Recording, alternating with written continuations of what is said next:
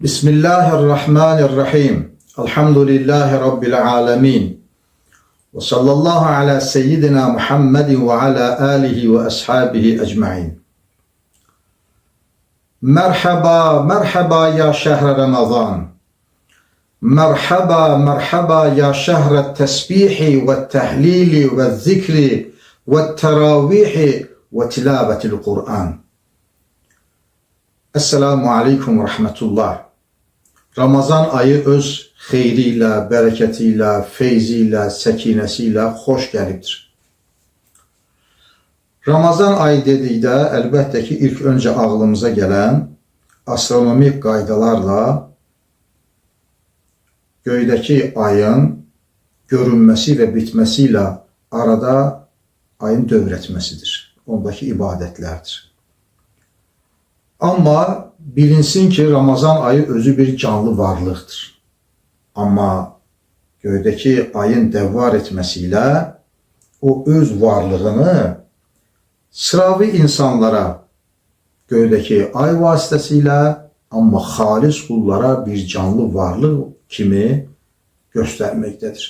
Ümumiyyətlə məlumdur ki canlılar aləmi var, nəbatət aləmi var, bir də camidat aləmi var. Biz canlılar aləmi deyəndə insanları, heyvanları, quşları nəzərdə tuturuq. Nəbatət aləmi bitkilərdir, camidat aləmdə daşlar və s. cansız aləmdir. Amma əslində cansız aləm demək bu özü nisbi məfhumdur. O vaxtı müəllimlərimiz ölənlərə rəhmət, qalanlara Allah can sağlığı versin. Fizikadan bizə dərs keçəndə, əlbəttə ki, fizika Sovet dövründə kitabın girişini açmalı deyir ki, dinlərin əleyhinə olan bir bilgidir, yazılırdı. Amma fənnin özü və müəllimlərimizin də bizə tədris etməsindən məlum olurdu ki, əksinə Allahın varlığını ispat edən bir elmdir. Dindən düz mütənasib olan bir elmdir. Belə ki, dərs keçəndə bizə deyərdilər ki, bütün maddi aləm tərkib tapıb molekullardan, onlar atomlardan, atomlar tərkib tapıb nüvə və nüvənin ətrafında elektron və protonların hərəkətindən. Və bütün camidat, cansız aləm cansızdır.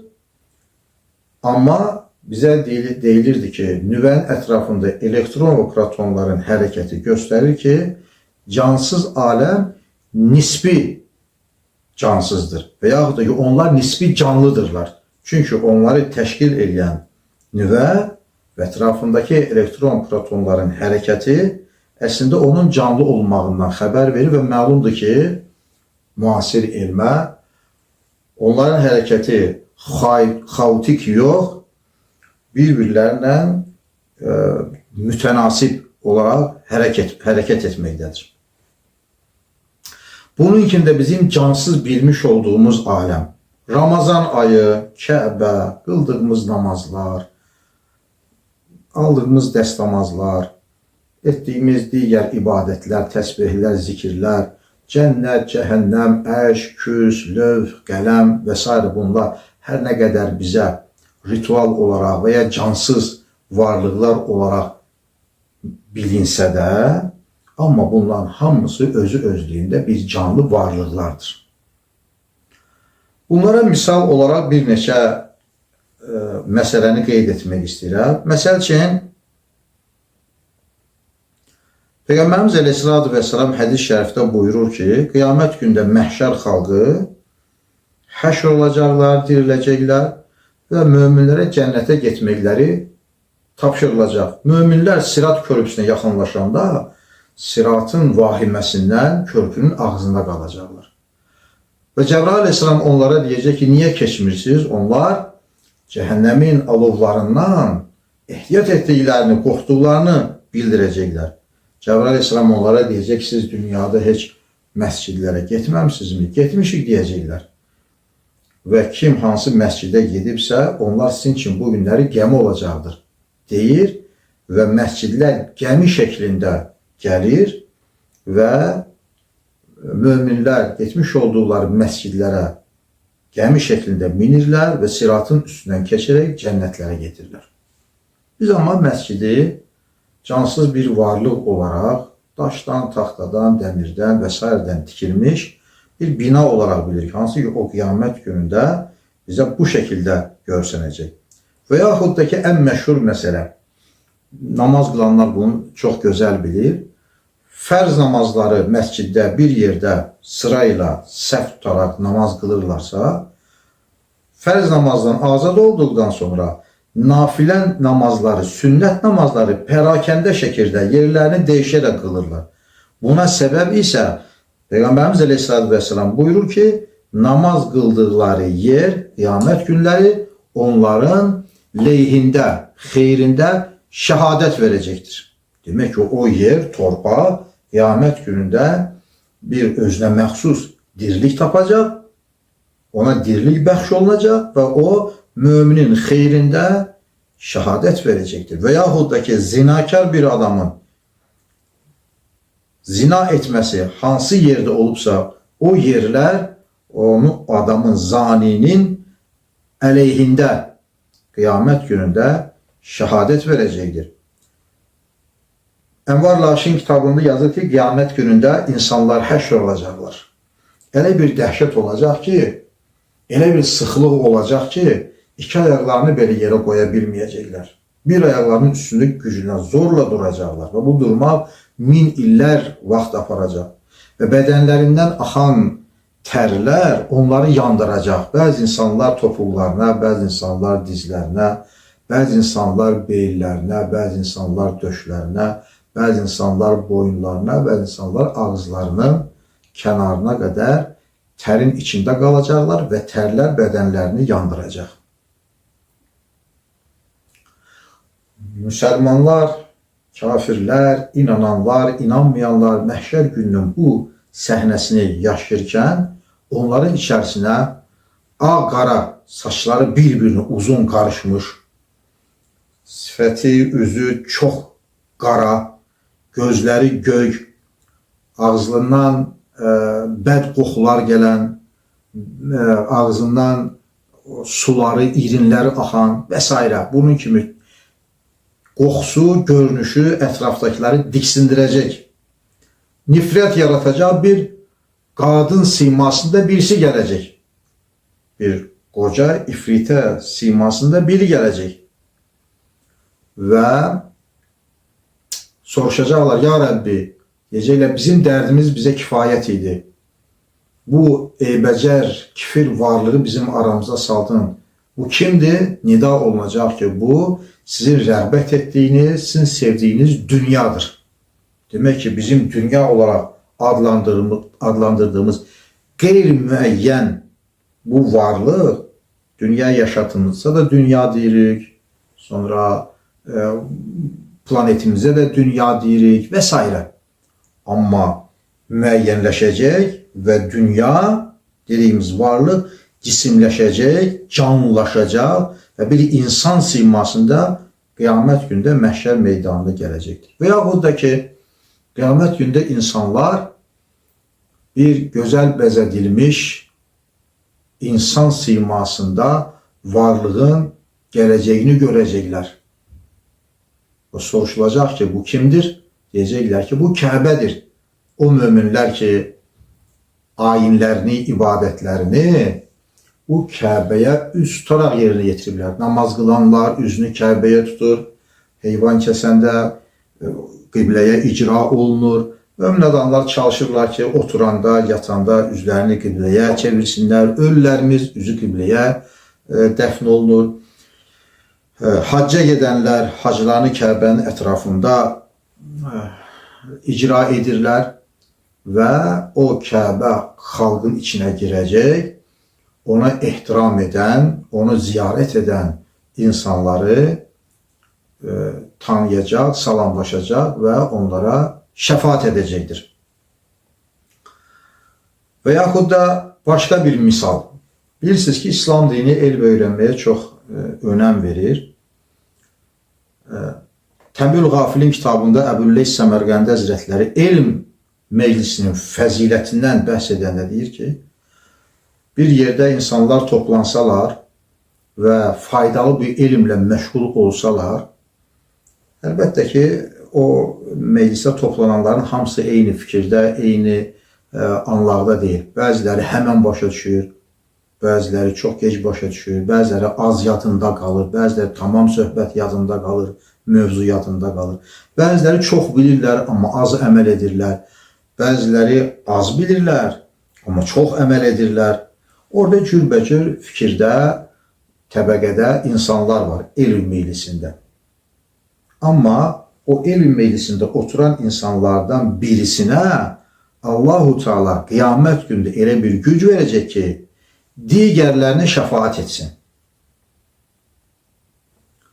Və o da ən çox oxuduğumuz Yasin surəsi. Yəni o elm meclisi özü, demək istəyirəm ki, bir canlı varlıq olaraq bizə qiyamət gündə elm meclisi olaraq bizə təqdim olunacaqdır. Fayda verəcəkdir. Və ya da Yasin surəsində Əstəizu billah, əl-yevmə nəxtumu alə əfvahihim və tükəllimuna eydihim və təchədu ərculuhum bimə kənu yəksibun. O gün bağlanacaq ağızlar, danışacaq əllər və şəhadət verəcək ayaqlar elədikləri barəsində. Biz ancaq danışan varlıq olaraq ağzımızı bilirik, amma qiyamət gündə bizim əzalarımız da bizim lehimizdə və yaxud da əleyhimizdə şəhadət verəcəkdir canlı varlıqlar olaraq. Hətta təfsir-i Tibyan və təfsir-i Məvakibdə, bunlar iki çox böyük təfsirlərdir, Quran təfsirləridir. Fatihə surəsinin 2-ci ayəsi olan Elhamdülillahi Rabbil Alemin ayə-i şərifəsinin təfsirində aləmin sözü həmd olsun aləmlərin Rəbbinə ayəsinin təfsirində aləmlər sözü izah edir ki, Allah-u Teala'nın 18.000 aləmləri vardır. Bu yaxınlarda belə bir video göstərdilər ki, bir bilgən, cavan bir adamdan Azərbaycanda soruşurlar ki, digər planetlərdə yaşantı varmı? O da yoxdur deyir. Belə bir məlumat yoxdur deyir. Belə bir məlumat əlbəttə vardır. Təfsir-i Tibyan və təfsir-i Məvakib, Fatihə surəsi, Elhamdülillahi Rabbil Alemin ayəsinin təfsirində cürbəcür aləmlərin olduğundan Allah-u Teala xəbər verir. Hətta deyir ki, elə aləmlər var ki, bizim bu bildiyimiz, bizə məlum olan bu kəhkəşanı aləmi, o aləmlərə atdıqda böyük bir səhraya kiçik bir üzgü atan kimi onlar kiçik qalar. O qədər böyük aləmlər var. Eyni zamanda elə aləmlər var ki, o aləmlərin əşyaları canlıdırlar və şeylər bir-birləri ilə ünsiyyət edirlər. Bizdə ünsiyyət etmir kimi görsənsə də, amma orada açıq ünsiyyət edirlər. Və yeri gəlmiş ki, yəni səhv fikir də yaranmasın bundan, digər aləmlərdə canlılar varmı? Vardır deyib bu suala cavab veririk. Amma bizə ictimaiyyətə təqdim olunan iri başlı, iri gözlü, qısa boylu, uzun barmaqlı və s. belə canlılardan getmir söhbət. Oranın özünə məxsus öz canlıları vardır. Bəzi göy cisimlərində peyğəmbərlər, bəzi göy cisimlərində evliyalar və s. məxluqlar, bizə məlum olmayan məxluqlar da yaşamaqdadır. Hətta Qədr surəsinin təfsirində yazılır ki, Tənəzzəlü mələikətü və ruh ayəsində Qədr gecəsində mələklər və onların da üstündə onlarla bir yerdə ruh nazir, ruhun barəsində deyir ki, ruh nə mələk deyildir, nə insan deyildir, özünə məxsus bir məxluqdur, ancaq Qədr gecəsində Allah Teala onu yeryüzünə insanlarla salamlaşmağa və görüşməyə göndərir. Yəni bunun kimi bizə məlum olmayan aləmlər vardır və onların da məxluqları vardır. Bununla demək istəyirəm ki, hər nə qədər ətrafımızda olan şeylər bizə cansız kimi görünsə də, bunlar əslində canlıdırlar. Ağacların Peyğəmbərimiz əleyhissalamla danışması, daşların Peyğəmbərimiz əleyhissalamla danışması və bunun kimi də onlardan sonra səhabələrlə olan, məsəl üçün, Həzrət Əbu Bəkirin əlində Peyğəmbərin vermiş olduğu daşların zikr etməsi, səhabələrin də həyatında bu şey vardır. Ondan sonraki evliyaların da həyatında məxluqlarla ünsiyyət, onların canlı olmağı bizə məlumdur. Söhbətimizə bəlkə də Ramazan ayıdır, bunu mən giriş mənasında dedim, bu söhbətimizin burası.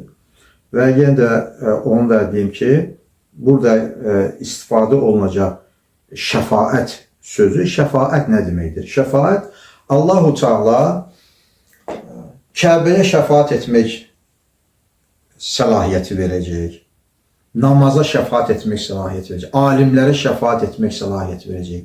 Bu şəfaət nədir? Allah-u Teala özü şəfaət bunların Kəbənin, alimin, elmin, namazın Allah-u Teala'dan onlarla əməl edən insan, namaz qılan insanın, hacca gedən insanın, xeyrxahlıq edən insanın, sədəqə verən insanın bağışlanması da Allah-u Teala'dan diləməsidir ki, Allah-u Teala araçı olan o itaat və ibadətlərin, şəfaətçilərin şəfaətlərini, yalvarmasını qəbul edir və kimin barəsində şəfaətçidirlərsə onları əfv edir, bağışlayır və cənnətinə qoyur.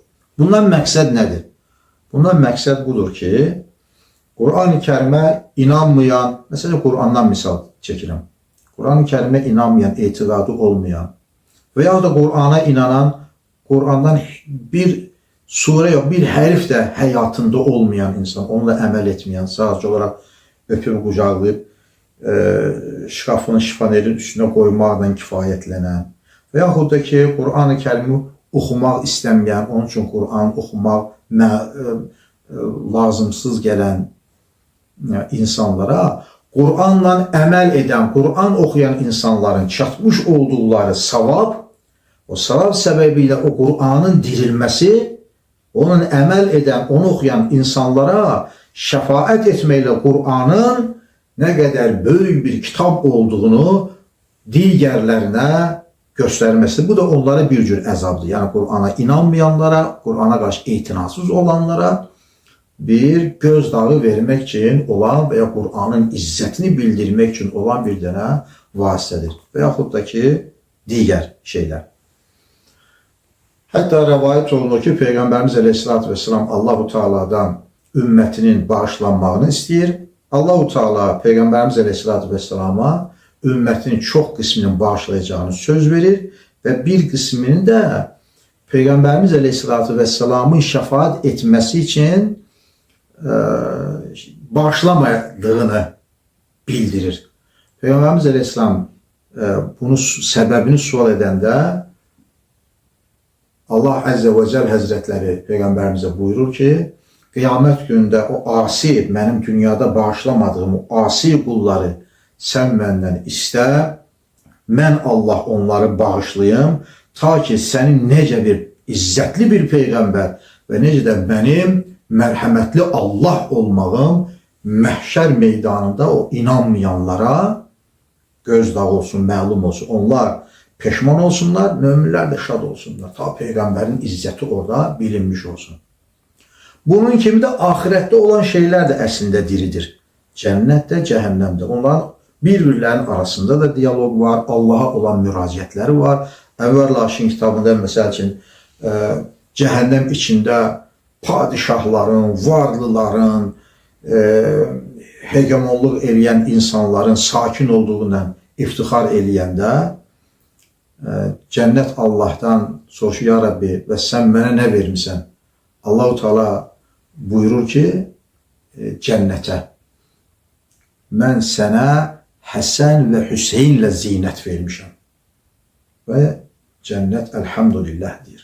Yəni, onlar da canlı varlıqlar olaraq bir-birlərlə və Allah-u Teala'dan da danışacaqlar. Və bunun kimi də Peyğəmbərimiz əleyhissalatü vesselamın bir hədis şərifi var, onu nəql etmək istəyirəm. Mən səələllahul cənnətə sələsə mərrat. Kim 3 dəfə Allahu Teala'dan cənnəti istəsə, ne cür istəyəcək? Və edxilnəl cənnətə mə'l əbrar. Allahümmə edxilnəl cənnə. Ya Allah, məni cənnətə daxil etdisə. Xüsusən sübh namazı ilə məğrib namazının sonra 3 dəfə bunu təkrarlamaq və ya 7 dəfə də hədisdə var, təkrarlamaq çox gözəldir. 3 dəfə yazır bu hədisdə. 3 dəfə, ya Allah, mən səndən cənnət istəyirəm deyib dua etsə, qalətil cənnə, cənnət Allahu Teala'ya deyər ki, Allahümmə ədxilhül cənnə. Ya Allah, onu cənnətə daxil et. Deyib, o adamı özünə sakin olmasını, fəxri vətəndaş olmasını Allah-u Teala'dan təmin edəcək. Və müstəcərə minən-nər sələsə mərrat. Kim ki Allah-u Teala'ya cəhənnəmdən 3 dəfə sığınsa, Allahümmə cirnə minən-nar, Allahümmə cirnə minən-nar, Allahümmə cirnə minən-nar. Ya Allah, mən sənə cəhənnəmdən pənah gətirirəm, sənə cəhənnəmdən sığınıram demiş olsa, ərəbcə demək şərt deyil, hər kəsən öz dilində də deyə bilər. Qalətin-nar, cəhənnəm də deyər ki, Allahümmə əcirhu minən-nar. Ya Allah, onu cəhənnəmdən qoru, onu mənə sakin vermə. Cəhənnəmə getmək istəyəndə könüllü insanlar var, nə qədər eşidirik ətrafımızda. Yazıcı taifəsindən, artist taifəsindən, köhnə kommunistlərdən filanlardan ki, cənnətdə nə var? Bütün yeyib içənlər, oxuyanlar cəhənnəmdədir. Mən cəhənnəm istəyirəm. Ayaqlarında da revmatizma var. Cəhənnəm deyir, istidir, mən cəhənnəm istəyirəmdir. Könüllü olaraq cəhənnəm istəyir, daha bilmir ki, cəhənnəm yəni naftalan deyil, ayaqlarının revmatizmasını sağaltmağa və yaxud da ki, cəhənnəm konsert verəcək yer deyildir. Orada oxuyanlar başqa şey oxuyacaqlar, ahvay eləyəcəklər, nalə, fəryad eləyəcəklər, min kərələrlə peşman olacaqlar, başlarını yerə çırpacaqlar, göz yaşları tökəcəklər, bədənlərindən axan qanlar, bədənlərindən axan sular, irinlər, başqalarının azuqəsi içəcəyi olacaq. İlla həmimən və qassaba, içməyə bir şeyləri olmaz, qaynar sudan və çirkin irindən başqa. Və cəhənnəm özünü, cəhənnəmin elə yerləri var ki, cəhənnəmin bir yeri, digər yeri barəsində Allaha dua edir ki, onun istisindən sənə sığınıram. Finlər, səqər var, səqər adlı bir cəhənnəm, səqərin istisindən digər cəhənnəmin təbəqələri Allah Teala'ya pənah aparırlar. Müxtəsər, bütün varlıqlar, bizim bildiyimiz, bilmədiyimiz, bu mövzu uzundur, dağların bir-birinə danışmaları var, suların danışmaları var və s. Bunlar hamısı var, canlı varlıqlardır, nisbi sükunətdədirlər, nisbi cansızdırlar və o cümlədən də möhtərəm cəmaat, Peyğəmbərimizin Ramazan barəsində bir hədisi şərifi var. Buyurur ki, Əs-siyamu vəl-Qur'anu yəşfə'an lil-abdi yevməl qiyaməti. Əs-siyam vəl-Qur'an, oruc və Qur'an-ı Kərim yəşfə'an, şəfaətçidir Allah Teala'nın qulu üçün qiyamət günündə. Qiyamət günü, qiyam sözü ayaq üstə durmaq deməkdir. 50 min insan, orada daha çox illər ayaq üstə Allah Teala'nın huzurunda duracaqdır. Allah bütün məxluqat qabağında fərəqət saxlayacaqdır və onlar kimə qarşı inamsızlıq, kimə qarşı hörmətsizlik etdiklərini o ayaq üstə duraraq əziyyət çəkəcəklər, onda anlayacaqlar. İnşallah möminlər bu əziyyəti çəkməzlər. Oruc və Qur'an Allahın bəndələri üçün qiyamət gündə 2 şəfaətçidir. Şəfaəti bir də yaddaş edirəm ki, şəfaətçi nədir? Araçıdır. bəndə ilə Allahın arasında, ta ki Qur'anın və Ramazanın izzəti orada xalqa məlum olsun ki, onlar oruç tutublar, onlar Qur'an oxuyublar, Allah Teala onlara nə bəxş edir? Bəxş edən şey deyəcəm indi sizə. Daha doğrusu Peyğəmbərimiz deyəcək. Aleyhissalatü vesselam. Və əməl etməyənlər də neyi itirdiklərini, nə əldən verdiklərini biləcəklər. Yaqulu siyam. Oruc qiyamət gündə müraciət eləyəcək Allahu Teala. Deyəcək ki, ey Rabbi, məna'tuhu ta'ama və şəhəvati bin nəhər. Mən sənin bu bəndəvi gündüzlər yeməkdən, içməkdən, şəhvanı arzulardan yayındırmışam, mənə etmişəm, çəkindirmişəm. O mən olduğum üçün, Ramazan ayı olduğu üçün, oruc olduğu üçün canı istəyibsə də, amma bu şeyləri etməyibdir. Fə şəffi'ni fi, məni ona şəfaətçi et. Allah'tan icazə alır. Niye icazə alır? Ayet-el Kürsü oxuyuruq. Ayet-el Kürsünü oxuyuruq. Mən zəlləzi yeşfə'u indahu illa biizni. Allah icazə verməsə heç kim şəfaat eləyə bilməz. Bəziləri, məsələn, bütpərəstlər və s. dində olanlar ünvanla deməyək, onlar zənn eləyirlər ki, bütpərəstlərin inancı nədən ibarət idi? Birdən bəndə günahkar olsa Allahın qatında və cəzalandırmaq istəsə bəndəsini, o bəndən ibadət etmiş olduğu büt Allah-u Teala'nın iradəsinə təsir edəcək və Allahı cəza verməyə qoymayacaq. Belə bir əqidələri var idi. Allah buyurur ki, məndəllədi yeşfə'u indehu illə biizni. Allahın icazəsi olmadan heç kimə şəfaət eləyə bilməz. Burada da oruc Allah-u Teala'dan izin alır. İcazə alır ki, fəşşəffi'ni fi, mənə icazə ver, ona şəfaat edeyim. Ne üçün? Hədisin əvvəlindədir. Mən onu yeməkdən, içməkdən və şəhvani duyğulardan mən etmişəm. Mənə gələ əl çəkib bunlardan. Və yəqulul Qur'an, və Qur'an deyəcək ki, mənətuhun nəvmə billeyli, və mən, Qur'an, sənin bu bəndəvi mən etmişəm gecələr yatmaqdan. O yatmayıbdır, Qur'an-ı Kərim məşğul olubdur. Peyğəmbərimiz Əleyhisselam buyurur ki, gecələr insanlar 3 hissəyə ayrılır.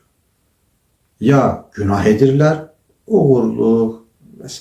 qumar oynamaq, nahaq söhbətlər etmək, içki məclisləri qurmaq və s. Bəziləri savab qazanırlar, Quran-ı Kərim oxuyurlar, qəza namazlarını qılırlar, təhəccüd qılırlar, bəziləri halal ruzu qazanırlar. Və üçüncüsü isə nə savab qazanmazlar, nə də günah qazanmazlar. Onlar bir kimlərdir? Yatanlardır. Yatan adam nə savab var, nə günahı var. Amma o yatmağın da bir sirrini deyim sizə, dəstəmaz alın yatın. Kitablarda yazır, kim dəstəmaz alıb yatsa, özü yataqda olsa da ruhu ərşin altında səcdə eləyər. Yəni, ibadət etmiş ki, sayılır. Çox namaz qılanlar, ibadət eləyənlər, yəni buna əməl eləyə bilmir. Deyilsə ki, hə, mən dəstəmaz alıb indi yatsam, mən indi namaz qılmış, yuxuda səcdə etmiş sayılaram. Sayılarsan. Amma sənin üçün sayılmayacaq. Ne üçün? Çünki sən eləmirsən və gülürsən. Və sənə o sadə löhlük kimi gəlir. Və onun üçün də sən üçün ancaq günah eləmirsənsə, ondan o bəndəyə nə yoxdur? Savab yoxdur. Amma bir para insanlar ki, gecə yatmamışdan əvvəl Təbarəkə surəsini oxuyurlar, Yasin surəsini oxuyurlar, Əlhəm, Əlifləm, Ayət-el Kürsi, Lillah, yəni Əmənər Rəsuli, Qul-Gəl Kafirun surəsini oxuyan insan kafir ölməz. Yuxuda nə qədər insanlar ölür, xüsusən axır vaxtlarda. Qul huvallah, fələq, nas, 33 dəfə Subhanallah, 33 dəfə Elhamdülillah, 34 dəfə Allah Əkbər demək, 3 dəfə estağfirullah azimellezî la ilahe illa huvel hayyul qayyum demək dənizlərin köpüyü qədər günah olsa Allah əfv eləyər. Mən 3 dəfə estağfirullah desəm mən nə günah eləsəm bağışlanar? Desəm bağışlanır. Amma gülən adam üçün ciddiyə almayan adam üçün, etinasız adam üçün, laqeyd adam üçün olmaz. Çünki o oxumayacaq. Allah onun qəlbini də salmayacaq, yadına da gətirməyəcək, dilinə də qismət eləməyəcək. Niyə? Çünki onun qulağı azanda deyir ki, başı səcdədə olsun.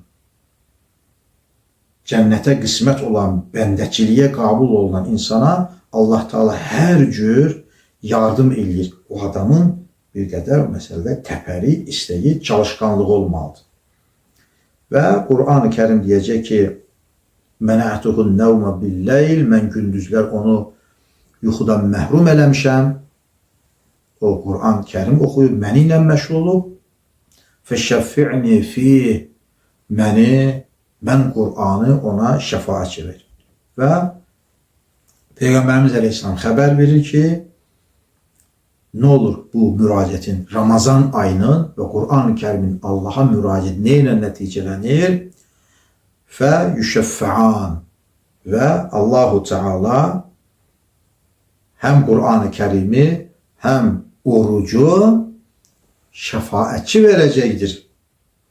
Qur'an oxuyanlara və oruç tutanlara. Bu çox mötəbər hədisdir. Bu məsələn Əhməd ibn Həmbəlin müsnədində vardır. Hakimin Əl-Müstədrəqində vardır. İbn Əbu Dünyanın Kitab-ül Cu'da vardır. Təbəraninin, İmam-ı Suyutinin Durul Mənsurunda vardır. Çox mötəbərdir. Yəni bu əldən verilməyəcək bir şeydir. Xüsusən görürsən zamanımızda hər hansı bir işləri görəndə bizə elm öyrətəcək alimlərə, müəllimlərimizə ehtiyacımız vardır, həkimlərimizə ehtiyacımız vardır, devlət işçilərinə, hərbiçilərə və s. ehtiyacımız vardır. Bunlar bizim, məsəl üçün, polis, hərbiçilərimizin asayişimizi qoruyurlar, vətənimizi qoruyurlar. Millətin əmin-amanlıqda olmaq üçün, məsələn, devlət rəhbəri gecə-gündüz çalışır və s. Bizim bunlara ehtiyacımız var. Və qiyamət günündə də bizim ehtiyacımız var. Şəfaətə. Allah-u Teala'nın rəhməti təcəlli eləyəcəkdir Muhammed Mustafa aleyhissalatu vesselama. Həzrət Rasulullah aleyhissalam şəfaət eləyəcək. Allah onun şəfaətini qəbul edib bizə rəhmət eləyəcək. Ramazan-ı Şərifin şəfaətinə, Qur'an-ı Kərimin şəfaətinə və s. Demək ki, bizim ətrafda gördüyümüz şeylər bizim gördüyümüz kimi deyildir. Biz bu maddi dünyadan ayrıldıqdan sonra maddi olan şeylər əslində mənəvi bir gücə, bir diriliyə sahib olduqları bizlərə göstəriləcəkdir və onların şəfaətindən biz yararlanacaq. Hak Teala Həzrətləri oruç tutan, Qur'an-ı Kərim oxuyan, gecələr Allahın eşqindən ağlayıb, göz yaşları tökən, aşiq, salih, mömin kəslərin haqqına, hörmətinə, izzətinə bizim də günahlarımızı əfv eləsin, xətalarımızı bağışlasın, səhvlərimiz üzərinə qələm əfvi çəksin. Ramazan ayını layiqincə gözəl tutmağı və onun şəfaətindən istifadə etməyi cümləmizə nəsib və müyəssər etsin.